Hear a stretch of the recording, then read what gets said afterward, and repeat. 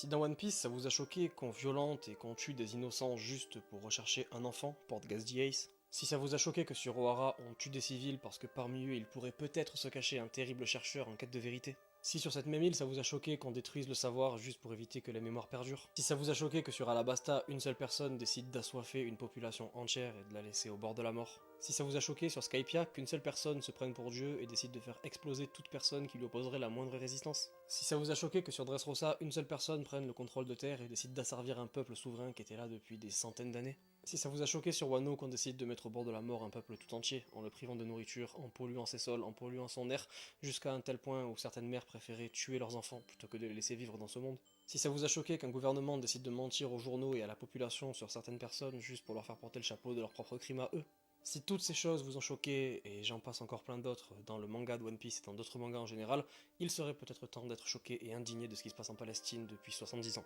Ça a beaucoup été médiatisé depuis 10, 20, 30 ans, mais le problème c'est que ça dure depuis déjà bien trop longtemps. Je sais que comme moi, vous devez vous sentir impuissant face à la situation, vous ne savez pas quoi faire, vous ne savez pas quoi dire, vous ne savez pas comment prendre le truc, qu'est-ce qu'on peut faire pour aider ces personnes-là. Malheureusement, à notre échelle, rien. À part communiquer, discuter,